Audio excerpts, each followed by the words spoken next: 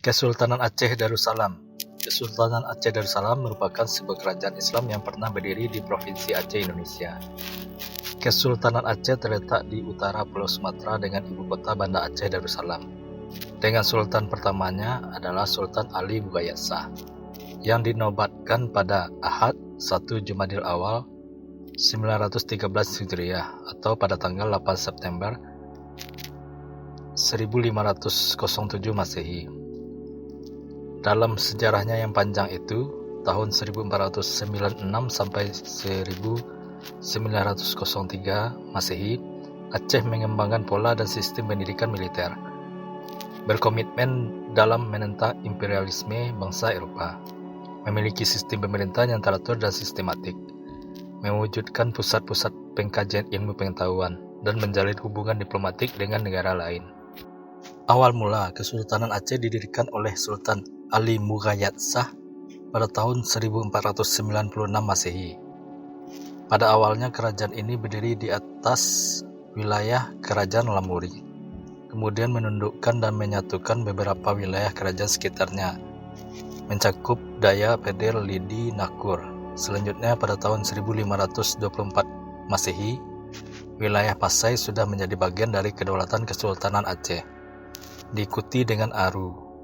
Pada tahun 1528 Masehi, Ali Bugayat Shah digantikan oleh putra sulungnya yang bernama Salahuddin, yang kemudian berkuasa hingga tahun 1537 Masehi. Kemudian Salahuddin digantikan oleh Sultan Alauddin Riayat Shah Al-Kahar yang berkuasa hingga tahun 1571 Masehi. Masa kejayaan Kesultanan Aceh pada masa kejayaannya di bawah pemerintahan Sultan Iskandar Muda. Meskipun Sultan dianggap sebagai penguasa tertinggi, tapi nyatanya selalu dikendalikan oleh orang kaya atau hulu balang. Hikayat Aceh menuturkan Sultan yang diturunkan paksa diantaranya Sultan Sri Alam digulingkan pada tahun 1579 Masehi karena perangainya yang sudah melampaui batas dalam membagi-bagikan harta kerajaan pada pengikutnya. Penggantinya Sultan Zainal Abidin terbunuh beberapa bulan kemudian karena kekejamannya dan karena kecanduannya berburu dan adu binatang. Raja-raja dan orang kaya menawarkan mahkota kepada Alauddin Riayat Shah Said Al-Mukamil dari dinasti Darul Kamal pada tahun 1589. Ia segera mengakhiri periode ketidakstabilan dengan menumpas orang kaya yang berlawanan dengannya, sambil memperkuat posisinya sebagai penguasa tunggal Kesultanan Aceh, yang dampaknya dirasakan pada sultan berikutnya. Kesultanan Aceh mengalami masa ekspansi dan pengaruh terluas pada masa kepemimpinan Sultan Iskandar Muda, tahun 1607 sampai 1636 Masehi, atau Sultan Meukuta Alam. Pada masa kepemimpinannya, Aceh menaklukkan Pahang yang merupakan sumber timah utama. Pada tahun 1629 Masehi, Kesultanan Aceh melakukan penyerangan terhadap Portugis di Malaka dengan armada yang terdiri dari 500 buah kapal perang dan 60.000 tentara laut. Serangan ini dalam upaya memperluas dominasi Aceh di Selat Malaka dan Semenanjung Melayu. Sayangnya ekspedisi ini gagal, meskipun pada tahun yang sama Aceh menduduki Kedah dan banyak penduduknya dibawa ke Aceh.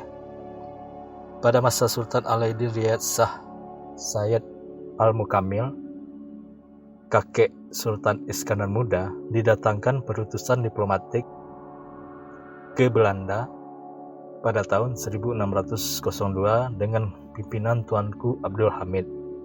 Sultan juga banyak mengirim surat ke berbagai pemimpin dunia seperti ke Sultan Turki Selim II, Pangeran Maurits van Nassau, dan Ratu Elizabeth I. Semua ini dilakukan untuk memperkuat posisi kekuasaan Aceh. Masa kemunduran Kesultanan Aceh disebabkan oleh beberapa faktor.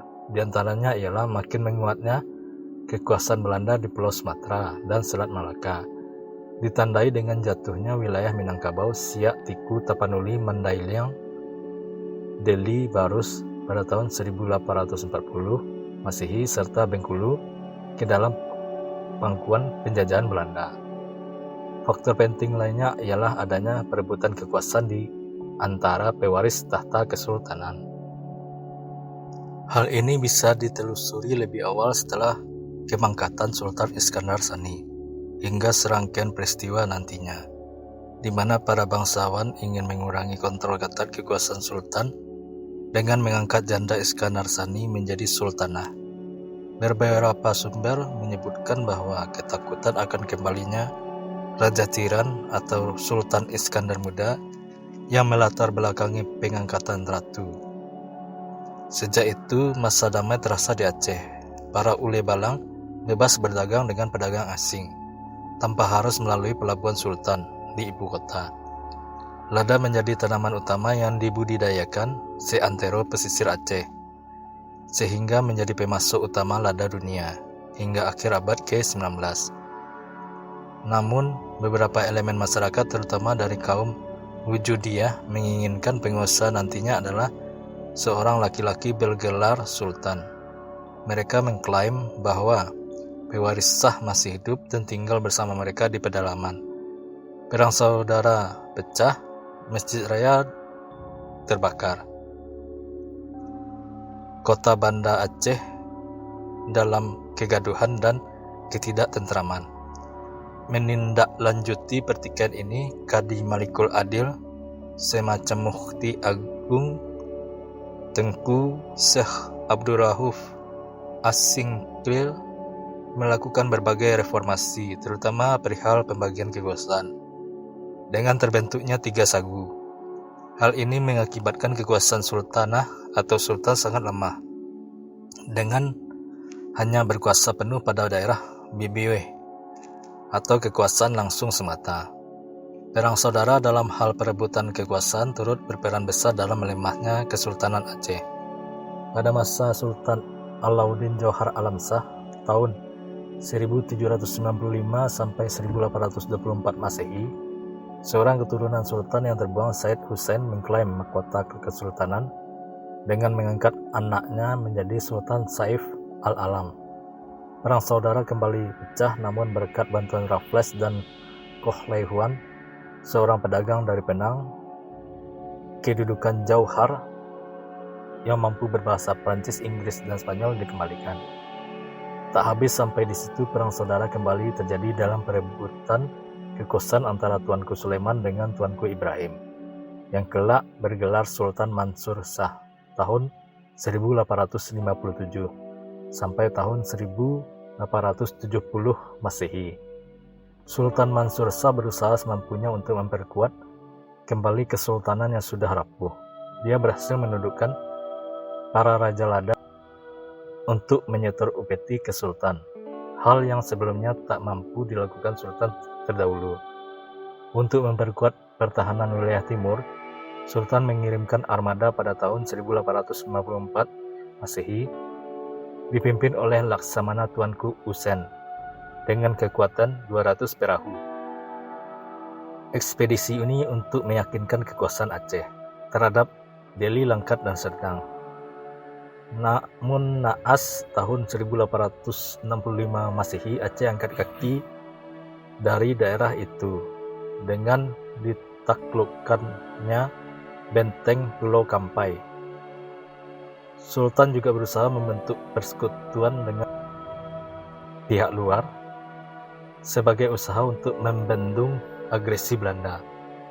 Dikirimkannya utusan kembali ke Istanbul sebagai mempertegas status Aceh sebagai vasal Turki Utsmaniyah, serta mengirimkan sejumlah dana bantuan untuk perang Crimea.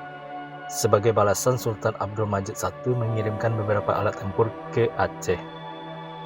Tak hanya dengan Turki, Sultan berusaha membentuk aliansi dengan Prancis dengan mengirim surat pada Raja Prancis Louis Philippe I dan Presiden Republik Prancis kedua tahun 1849 Masehi. Namun permohonan ini tidak ditanggapi dengan serius. Kemunduran terus berlangsung dengan naiknya Sultan Mahmud Shah yang muda dan lemah ke tampuk kekuasaan. Serangkaian usaha diplomasi ke Istanbul yang dipimpin oleh Teuku Payyabakong dan Habib Abdurrahman Az-Zahir untuk melawan ekspansi Belanda gagal. Setelah kembali ke ibu kota, Habib bersaing dengan seorang India, Teuku Panglima Maharaja Tibang Muhammad, untuk menancapkan pengaruh dalam pemerintahan Aceh. Kaum moderat cenderung mendukung Habib, namun Sultan justru melindungi Panglima Tibang yang dicurigai bersekongkol dengan Belanda ketika berunding di Riau.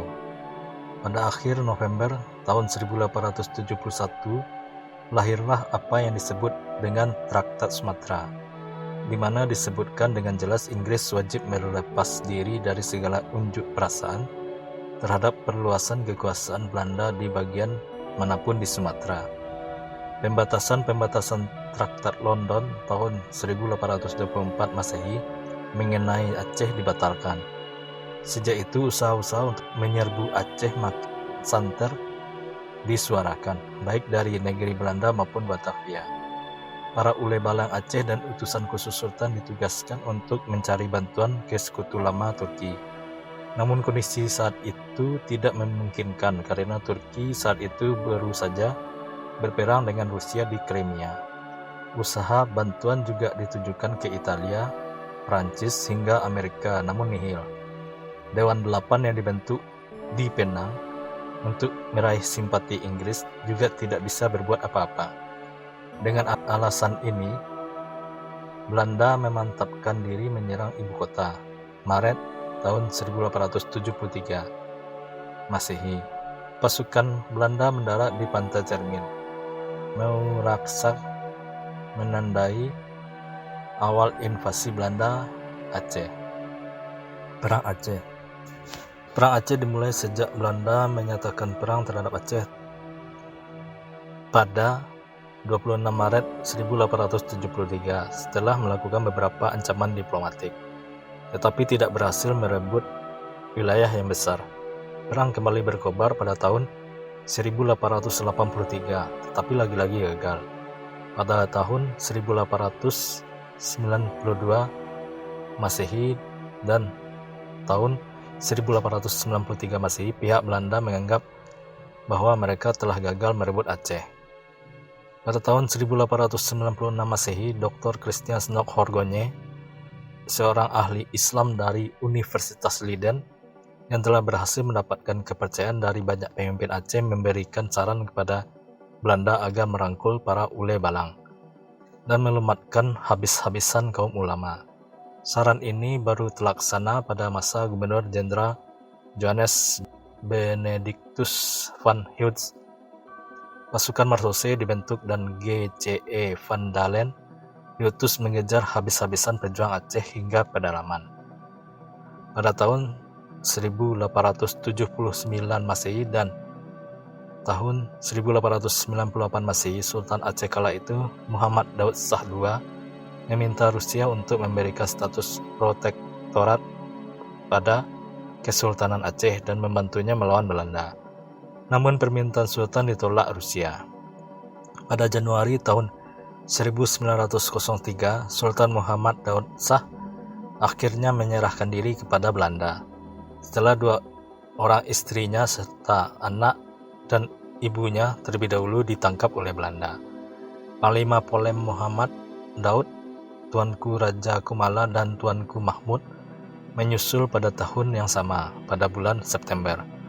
Perjuangan dilanjutkan oleh ulama keturunan Tengku Cik di Tiro dan berakhir ketika Tengku Mahidin di Tiro, atau lebih dikenal Tengku Mayat, tewas tahun 1910 di Gunung Halimun.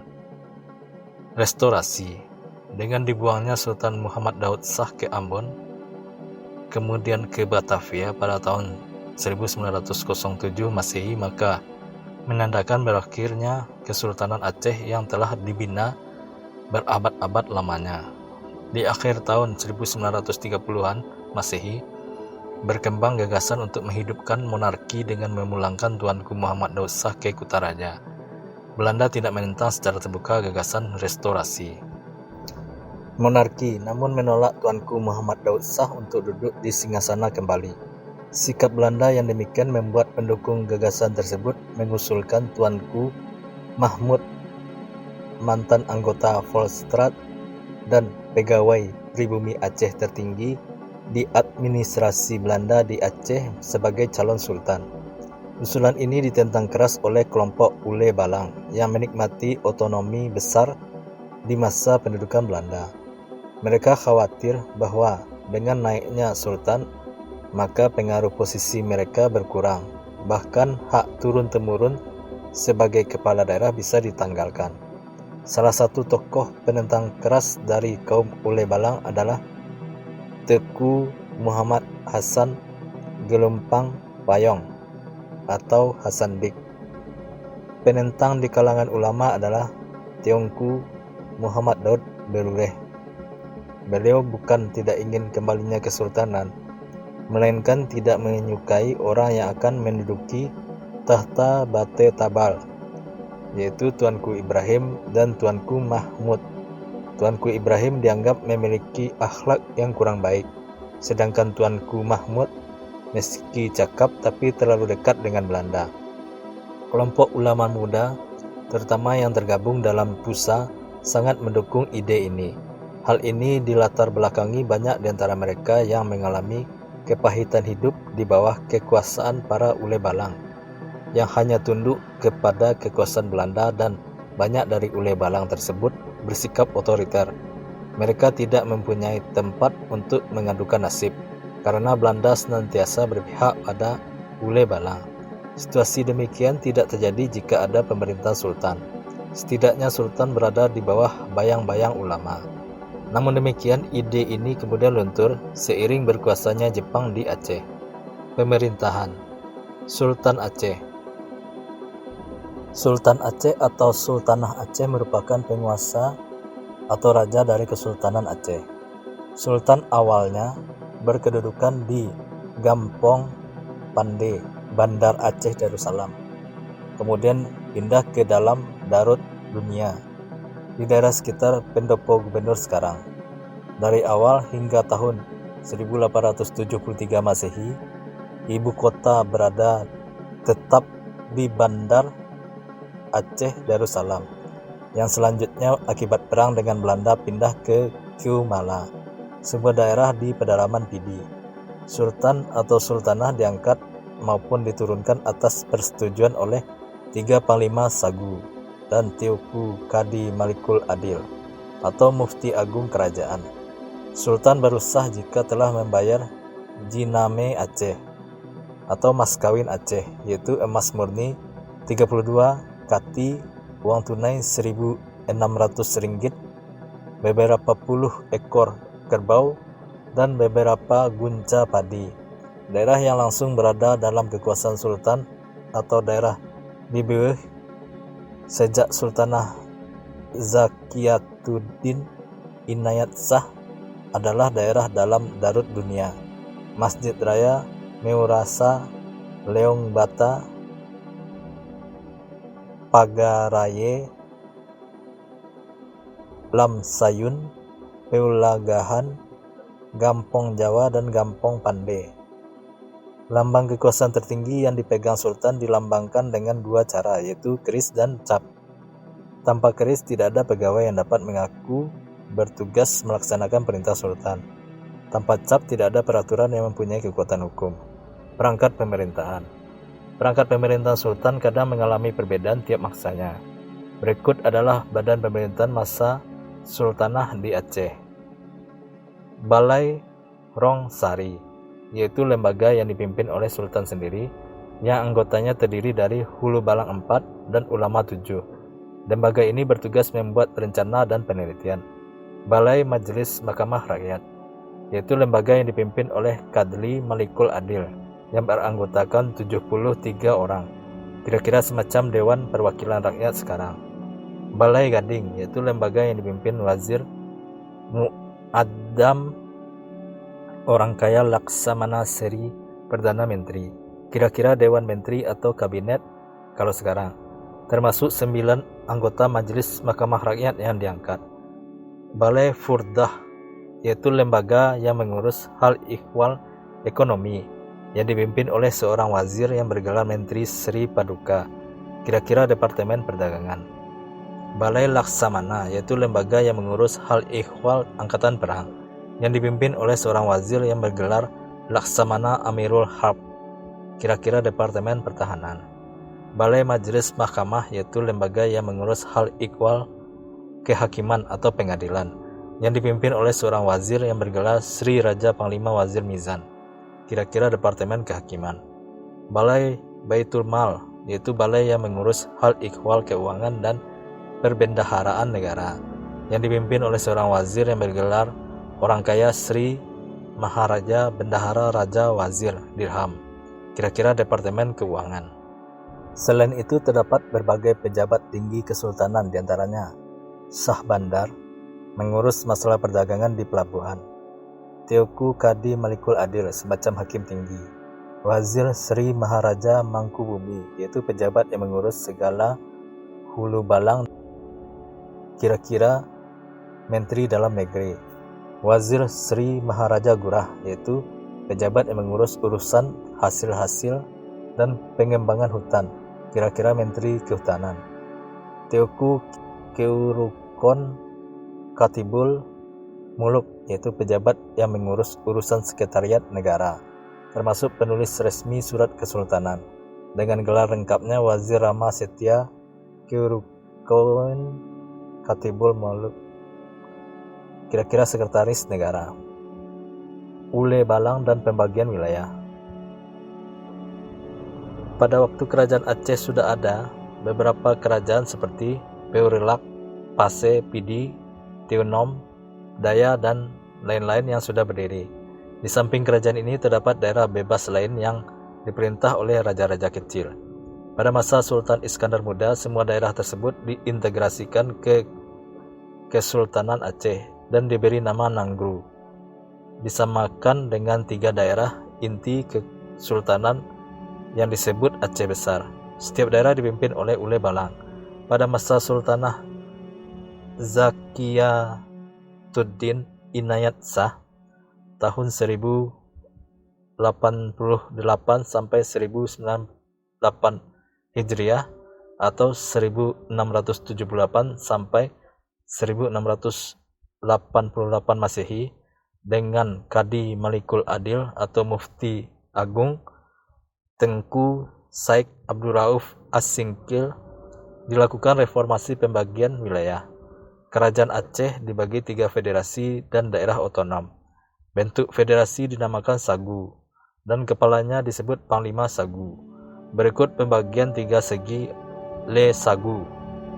Sagu 22 Mukim, yang kepala sagunya bergelar Sri Muda Perkasa Panglima Polem Wazirul Azmi. Kecuali menjadi kepala wilayahnya, juga diangkat menjadi Wazirud Daulah atau Menteri Negara. Sagu 25 Mukim, yang kepala sagunya bergelar Sri Setia Ulama Kadli Malikul Alam. Kecuali menjadi kepala wilayahnya, juga diangkat menjadi Ketua Majelis Ulama Kerajaan. Sagu 26 Mukim, yang kepala sagunya bergelar Sri Imeum Muda Panglima Wazirul Uza. Kecuali menjadi kepala wilayahnya, juga diangkat menjadi Wazirul Harb, Menteri Urusan Peperangan. Dalam setiap sagu terdapat gampong. Setiap gampong memiliki sebuah munasah. Kemudian gampong itu membentuk mukim, yang terdapat 1 masjid untuk melakukan sholat Jumat sesuai mazhab Syafi'i. Kecuali dari 3 wilayah sagu ini, semua daerah memiliki hak otonom yang luas.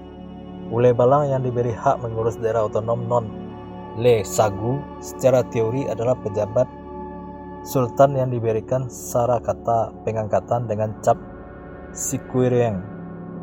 Namun fakta di lapangan mereka adalah merdeka. Memang Sultan Aceh tidak dapat mengontrol semua Ule Balang yang telah menjadi pejabat di pedalaman. Dengan lemahnya pengontrolan ini, sehingga mereka lambat laun tidak mau tunduk lagi dan mengindahkan kekuasaan Sultan. Mereka mulai berdagang dengan pedagang asing di pelabuhan mereka sendiri.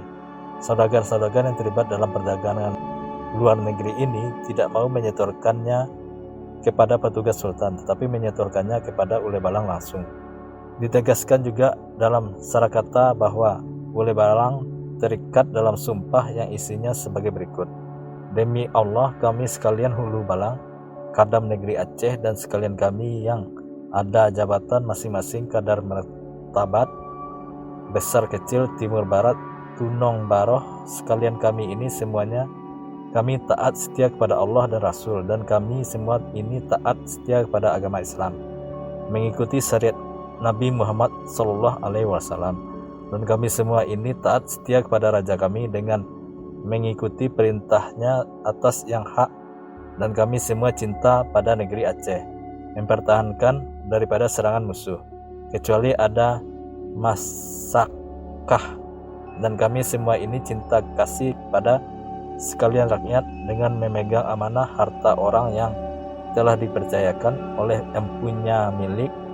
Maka jika semua kami yang telah bersumpah ini berkhianat dengan mengubah janji seperti yang telah kami ikrar dalam sumpah kami semua ini, demi Allah kami semua dapat kutuk Allah dan Rasul, mulai dari kami semua sampai kepada anak cucu kami dan cicit kami turun-temurun, dapat bercerai-berai, berkelahi, bantah, dakwa-dakwi, dan dicari oleh senjata mana-mana berupa apa-apa sekalipun. Wassalam. Sumpah Ule Balang. Dokumen sumpah itu kemudian disimpan oleh Wazir Ramastia selaku Sekretaris Kerajaan Aceh, Said Abdullah di Mulut, yang kemudian disimpan secara turun-temurun oleh keturunannya hingga saat ini, khusus bagi rakyat yang termasuk dalam daerah wewenangnya. Dalam hal ini ia boleh mengangkat seorang kadi atau hakim untuk membantunya. Sebagai penutup ditegaskan, sekiranya Ule Balang gagal dalam melaksanakan tugasnya menurut hukum-hukum Allah, ia akan kehilangan kepercayaan atasannya. Di akhir sarakata itu dianjurkan Ule Balang itu menegakkan salat 5 waktu, melakukan sembahyang Jumat, mengeluarkan zakat, mendirikan masjid dan tempat-tempat ibadah lain, mendirikan dayah, dan sekiranya puasa melakukan ibadah haji. Perekonomian.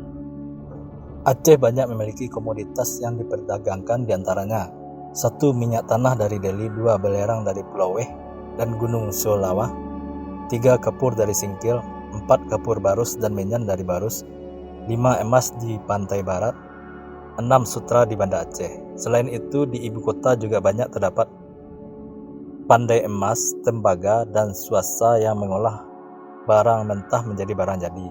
Sedang pidi merupakan lumbung beras bagi kesultanan. Namun di antara semua yang menjadi komoditas unggulan untuk diekspor adalah lada. Produksi terbesar terjadi pada tahun 1820 Masehi. Menurut perkiraan Penang, nilai ekspor Aceh mencapai 1,9 juta dolar Spanyol. Dari jumlah ini, 400.000 dolar dibawa ke Penang, senilai 1 juta dolar diangkut oleh pedagang Amerika dari wilayah lada di pantai barat. Sisanya diangkut kapal dagang India, Perancis, dan Arab. Pusat lada terletak di pantai barat, yaitu Rigas, Tiunom, dan Meolaboh. Kebudayaan. Arsitektur. Tidak terlalu banyak peninggalan bangunan zaman kesultanan yang tersisa di Aceh. Istana dalam Darut Donya telah terbakar pada masa Perang Aceh Belanda. Kini bagian inti dari istana dalam Darut Donya yang merupakan tempat kediaman Sultan Aceh telah berubah menjadi pendapa Gubernur Aceh dan asrama Keraton TNI Angkatan Darat. Perlu dicatat bahwa pada masa kesultanan, bangunan batu dilarang karena ditakutkan akan menjadi benteng melawan sultan. Selain itu, Masjid Raya Baitur Rahman saat ini bukanlah arsitektur yang sebenarnya, dikarenakan yang asli telah terbakar pada masa Perang Aceh Belanda. Peninggalan arsitektur pada masa kesultanan yang masih bisa dilihat sampai saat ini antara lain Benteng Indrapatra, Masjid Tua Indrapuri, Komplek Kandang 12 atau Komplek Pemakaman Keluarga Kesultanan Aceh, Pinto Kop, Leusong, Gunongan di pusat kota Banda Aceh, Taman Gairah yang disebut Arraniri dalam Bustanus Salatin sudah tidak berjejak lagi. Kesusastraan. Sebagaimana daerah lain di Sumatera, beberapa cerita maupun legenda disusun dalam bentuk hikayat. Hikayat yang terkenal antaranya adalah hikayat Malem Dagang yang menceritakan tokoh heroik Malem Dagang berlatar penyerbuan Malaka oleh Angkatan Laut Aceh. Ada lagi yang lain, yaitu hikayat Malem Diwa, hikayat Banta Beuransah, Gajah Tujuh Ule, Cam Nadiman, hikayat Pecut Muhammad, hikayat Perang Gom Peni, hikayat Habib Haddad, kisah Abdullah Haddad, dan hikayat Perang Sabi. Salah satu karya kesusastraan yang paling terkenal adalah Bustanus Salatin atau Taman Para Sultan, karya Syekh Nuruddin Ar-Raniri. Di samping Tajus Salatin tahun 1603 Masehi, Sulalatus Salatin tahun 1612 Masehi, dan Hikayat Aceh tahun 1606 sampai 1636 Masehi. Selain Ar-Raniri, terdapat pula penyair Aceh yang agung, yaitu Hamzah Pansuri dengan karyanya antara lain Asrar al-Arifin atau Rahasia Orang yang Bijaksana, Sarab al-Asikin atau Minuman Segala Orang yang Berahi, Zinat al-Muwahhidin atau Perhiasan Sekalian Orang yang Mengesahkan, Sair Si Burung Pingai, Sair Si Burung Pungguk, Sair Sidang Fakir, Sair Dagang, dan Sair Perahu. Karya agama. Para ulama Aceh banyak terlibat dalam karya di bidang keagamaan yang dipakai luas di Asia Tenggara. Syekh Abdul Rauf menerbitkan terjemahan dari tafsir Al-Quran, Anwarut Tanzil wa Asrarut Takwil, karangan Abdullah bin Umar bin Muhammad Syirazi Al-Badlawi ke dalam bahasa Jawi. Kemudian ada Syekh Daud Rumi menerbitkan Risalah Masailal Muhtadin li Ikhwanil Muhtadi yang menjadi kitab pengantar hidayah sampai sekarang. Syekh Nuruddin Ar-Raniri setidaknya menulis 27 kitab dalam bahasa Melayu dan Arab. Yang paling terkenal adalah Sirat Al-Mustaqim, kitab fikih yang pertama terangkap dalam bahasa Melayu. Militer. Pada masa Sultan Selim II dari Turki Utsmani dikirimkan beberapa teknisi dan pembuat senjata ke Aceh. Selanjutnya Aceh kemudian menyerap kemampuan ini dan mampu memproduksi meriam sendiri dari Kuningan. Daftar penguasa Aceh. Sultan Aceh merupakan penguasa atau raja dari Kesultanan Aceh. Tidak hanya sultan, di Aceh juga terdapat sultanah atau sultan wanita. Berikut daftar sultan-sultanah yang pernah memerintah di Kesultanan Aceh. Sultan Aceh Dinasti Samudra Pasai. Berikut adalah daftar para sultan yang memerintah Kesultanan Samudra Pasai beserta catatan dan peristiwa penting yang menyertainya. 1. Periode tahun 1267 sampai 1297 Masehi. Nama sultan atau gelar Sultan Malik As-Saleh atau Merah Silu. Catatan dan peristiwa penting pendiri Samudra Pasai. 2. Periode tahun 1297 sampai 1326 Masehi. Nama sultan atau gelar Sultan Al-Malik Az-Zahir I atau Muhammad I. Catatan dan peristiwa penting koin emas mulai diperkenalkan. 3. Periode tahun 1326 sampai 1330 sekian Masehi. Nama sultan atau gelar Sultan Ahmad I. Catatan dan peristiwa penting penyerangan ke Kerajaan Karangbaru Tamiang. 4. Periode tahun 1330 sekian sampai 1349 Masehi. Nama sultan atau gelar Sultan Al-Malik Az-Zahir II. Catatan dan peristiwa penting dikunjungi Ibnu Battuta. 5. Periode tahun 1349 sampai 1406 Masehi. Nama sultan atau gelar Sultan Zainal Abidin I. Catatan dan peristiwa penting: diserang Majapahit. 6. Periode tahun 1406 sampai 1428 Masehi. Nama sultan atau gelar Sultanah Nahrasiyah. Catatan dan peristiwa penting: masa kejayaan Samudra Pasai. 7. Periode tahun 1408 sampai 1438 Masehi. Nama sultan dan gelar Sultan Zainal Abidin II. 8. Periode tahun 1438 sampai 1462 Masehi. Nama sultan atau gelar Sultan Salahuddin. 9. Periode tahun 1462 sampai 1464 Masehi. Nama sultan atau gelar Sultan Ahmad II. 10. Periode tahun 1464 sampai 1466 Masehi. Nama sultan atau gelar Sultan Abu Zaid Ahmad III. 11. Periode tahun 1466 sampai 1466 Masehi. Nama sultan atau gelar Sultan Ahmad IV. 12. Periode tahun 1466 sampai 1468 Masehi. Nama sultan atau gelar Sultan Mahmud. 13. Periode tahun 1468 sampai 1474 Masehi.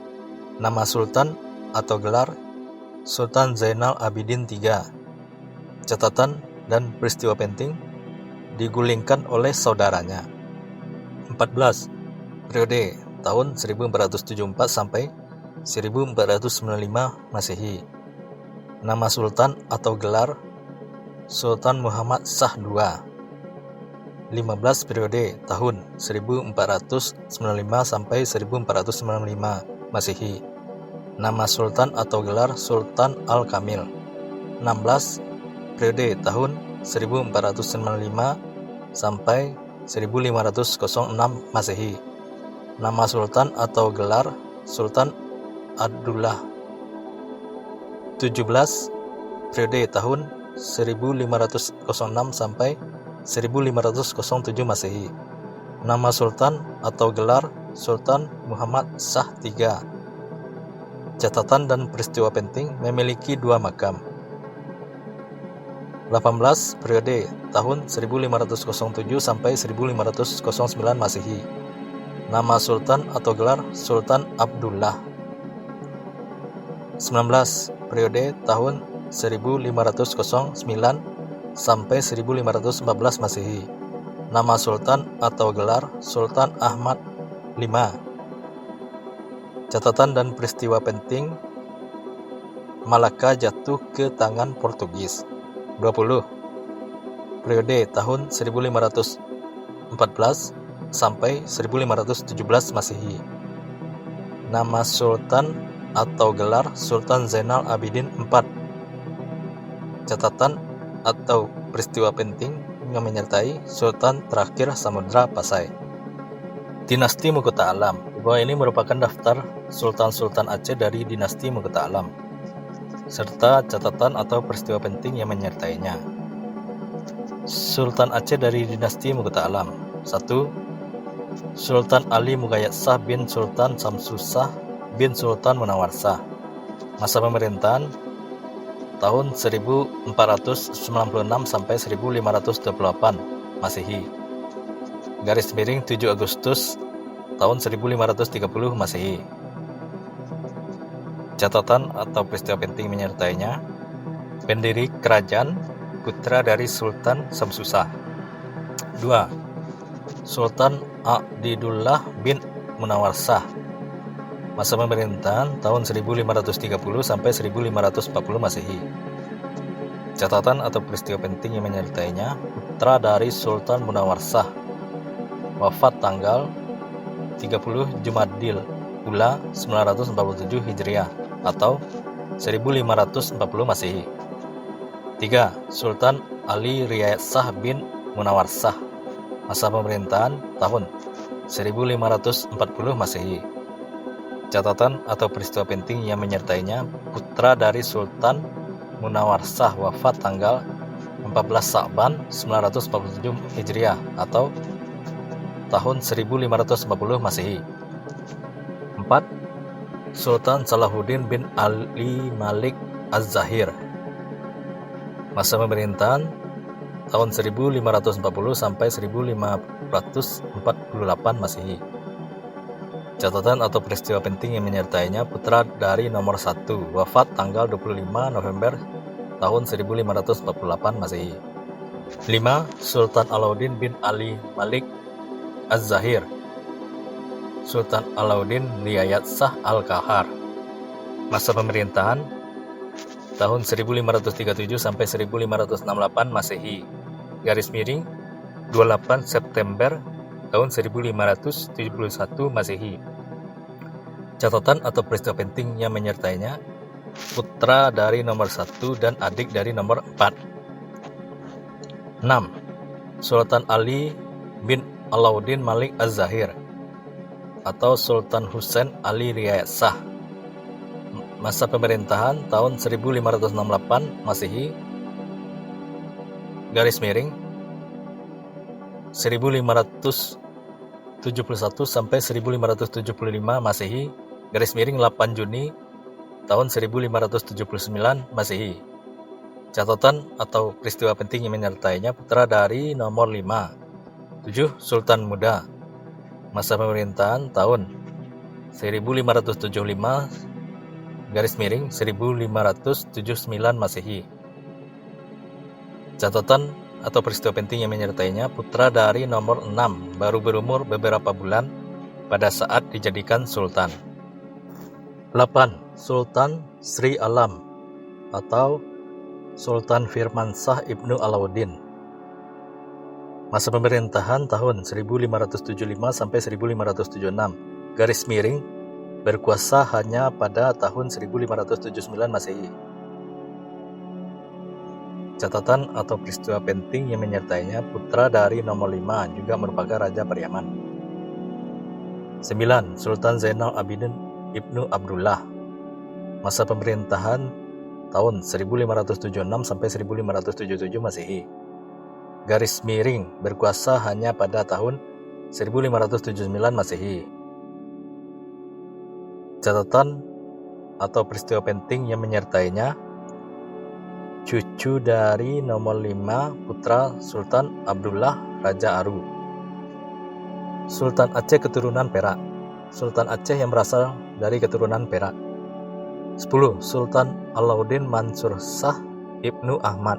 Masa pemerintahan tahun 1577 Masehi. Garis miring 1579 sampai 1589 Masehi. Garis miring dibunuh sekitar tahun 1586 Masehi. Catatan atau peristiwa penting yang menyertainya: putra Sultan Ahmad, Sultan Perak tahun 1549 sampai 1577 Masehi. Menantu dari nomor 6. Sultan Aceh keturunan Indrapura. Sultan Aceh yang berasal dari keturunan Indrapura. 11. Sultan Ali Ibnu Munawar Shah, Sultan Buyung. Masa pemerintahan tahun 1589 Masehi. Garis miring tahun 1586 sampai 1596 Masehi. Garis miring 28 Juni 1589 Masehi. Catatan dan peristiwa penting yang menyertainya: anak seorang Raja Indrapura atau Sultan Munawar Shah. Dinasti Darul Kamal. Sultan Aceh dari dinasti Darul Kamal. 12. Sultan Alauddin Riayat Shah Said Al-Mukammil. Masa pemerintahan tahun 1596 garis miring 1589 sampai 1604 Masehi. Catatan atau peristiwa penting yang menyertainya: cucu dari saudara ayahnya nomor 1, putra dari Firmansyah, keturunan Inayat Shah, Raja Darul Kamal. 13. Sultan Ali Riayat Shah, masa pemerintahan tahun 1604 sampai 1607 Masehi. Catatan atau peristiwa penting yang menyertainya: putra dari nomor 12. Peleburan dari kedua dinasti tersebut: Sultan Aceh peleburan dari dinasti Mahkota Alam dan dinasti Darul Kamal. 14. Sultan Iskandar Muda Johan Pahlawan Mahkota Alam, masa pemerintahan tahun 1607 sampai 27 Desember 1636 Masehi. Catatan atau peristiwa penting yang menyertainya: cucu melalui ibu dari nomor 12 dan cicit dari nomor 5 melalui ayah. Sultan Aceh keturunan Pahang, Sultan Aceh yang berasal dari keturunan Pahang.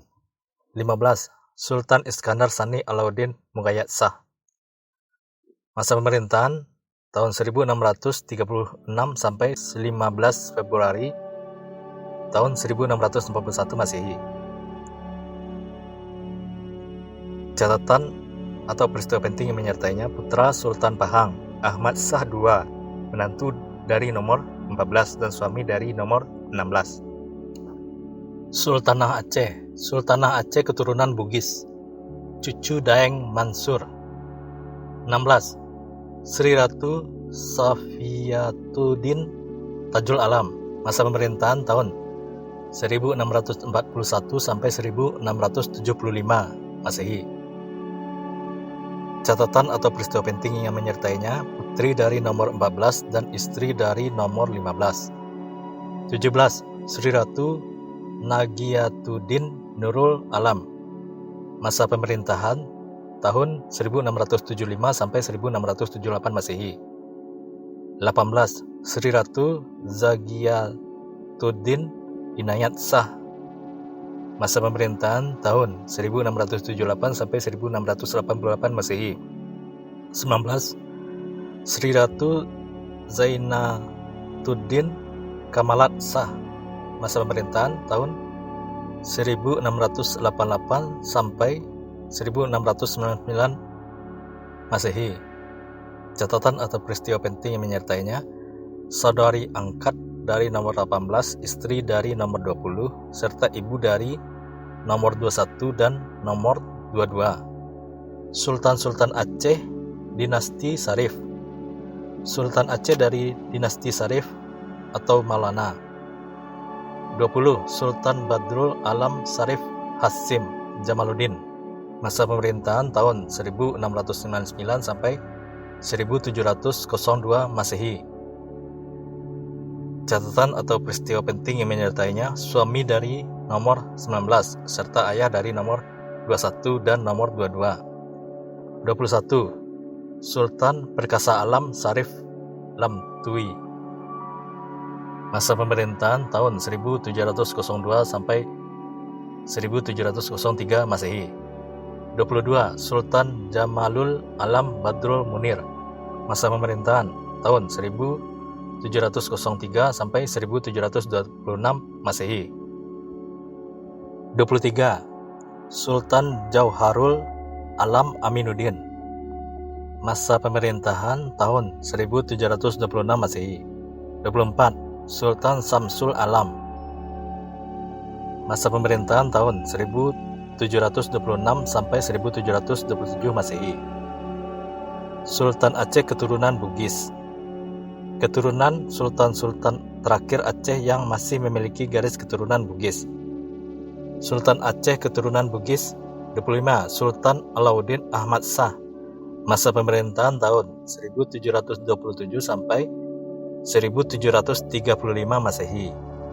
26. Sultan Alauddin Johan Shah, masa pemerintahan tahun 1735 sampai 1760 Masehi. Catatan atau peristiwa penting yang menyertainya: putra dari nomor 25. 27. Sultan Alauddin Mahmud Shah I, masa pemerintahan tahun 1760 sampai 1764 Masehi.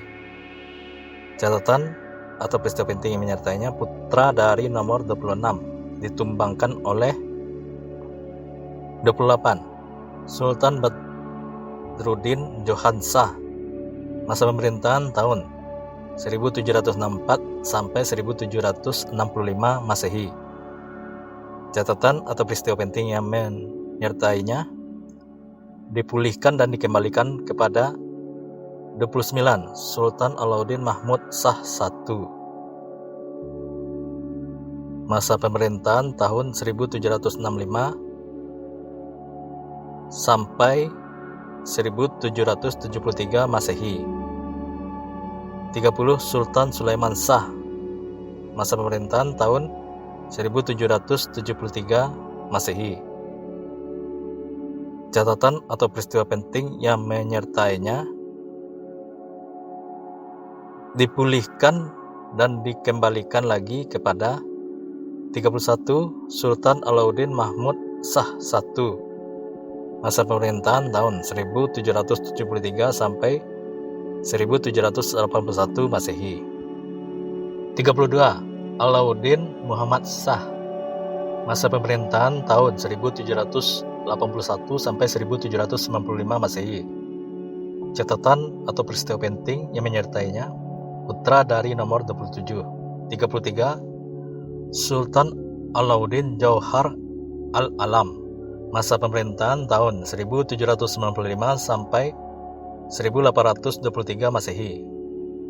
Catatan atau peristiwa penting yang menyertainya, putra dari nomor 30 wali dari nomor 29 sampai tahun 1802 Masehi, digugat oleh 34 Sultan Syarif Saif Al-Alam, masa pemerintahan tahun 1815 sampai 1820 Masehi.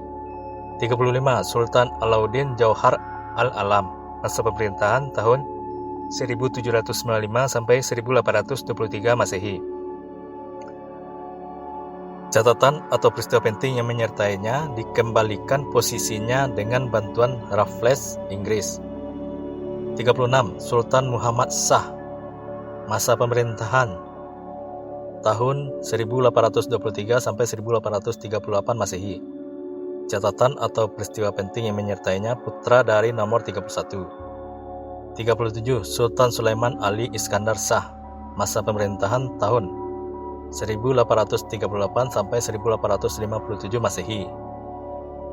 Catatan atau peristiwa penting yang menyertainya, putra dari nomor 33 wali dari nomor 35 sampai tahun 1850 Masehi, digugat oleh nomor 35 pada tahun 1870 Masehi. 38 Sultan Mansur Shah, masa pemerintahan tahun 1857 sampai 1870 Masehi. Catatan atau peristiwa penting yang menyertainya, putra dari nomor 30. 39 Sultan Mahmud Shah, masa pemerintahan tahun 1870 sampai 1874 Masehi. Catatan atau peristiwa penting yang menyertainya, putra dari nomor 34. 40 Sultan Muhammad Daud Shah, masa pemerintahan tahun 1874 sampai 1903 Masehi. Catatan atau peristiwa penting menyertainya, cucu dari nomor 35 wali dari Tuanku Hasim sampai tahun 1884, ditangkap oleh Belanda dan turun tahta pada tahun 1903 Masehi.